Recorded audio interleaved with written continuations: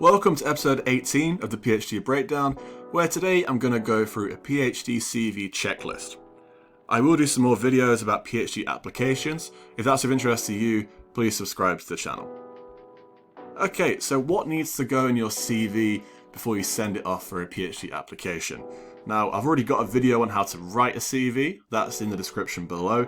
This video is more of a checklist, so watch this video before you send out your CV when applying for a PhD. Okay, so the first aspect is your personal profile.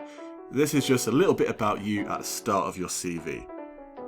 And what I see all too often is very simplistic stuff in that personal profile. So you can see here, I'm hardworking, I'm passionate about research, I've wanted to do a PhD for a long time. This is very generic and you don't stand out from the crowd saying this kind of stuff. What you need to do is go through the advert for the PhD, look at the essential criteria and the desirable, and ask yourself, am I ticking those boxes? If you are, put that stuff into bullet points in your personal profile. So for example, share the fact you have a master's in a certain area, speak about your previous experience in a certain area of research, and any qualifications that are listed in the advert. I can't stress enough, use bullet points and keep it quite concise. I see all too often personal profiles are huge paragraphs, really wordy, and it's a bit of a pain to read. Secondly, you've got your education.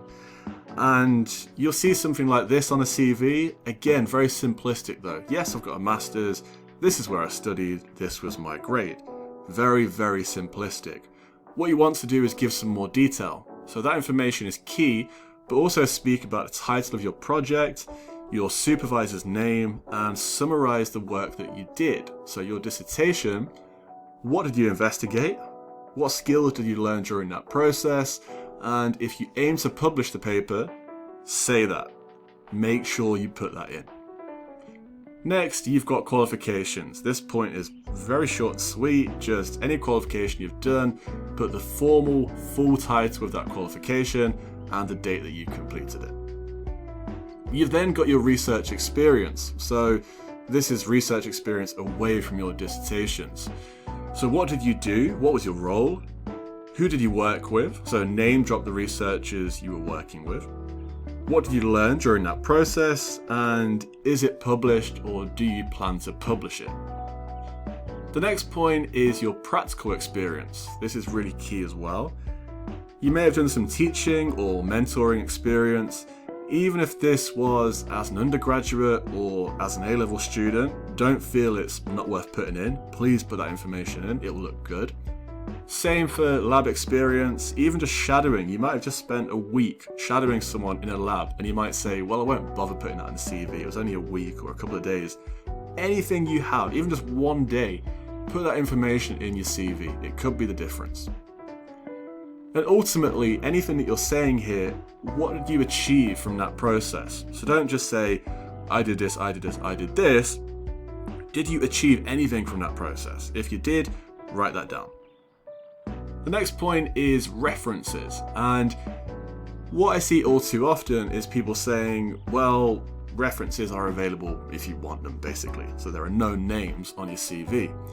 Really, you should name drop. It might be a little bit shameless sometimes doing it, but research is a small world, so don't be afraid to put a couple of names down that are well renowned in the world of research.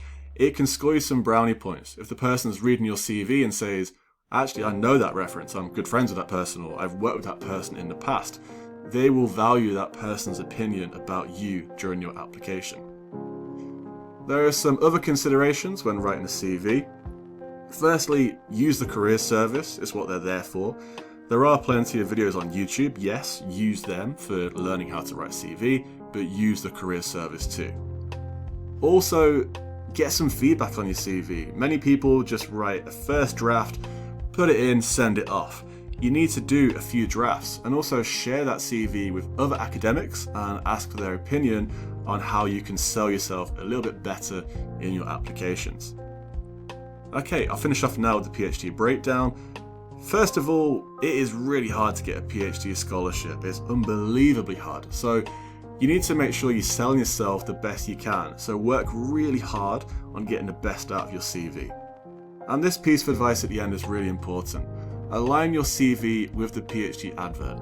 Don't send the same CV word for word over and over again. It should be slightly different for each PhD. Okay, thank you for watching this video, and I'll speak to you again soon.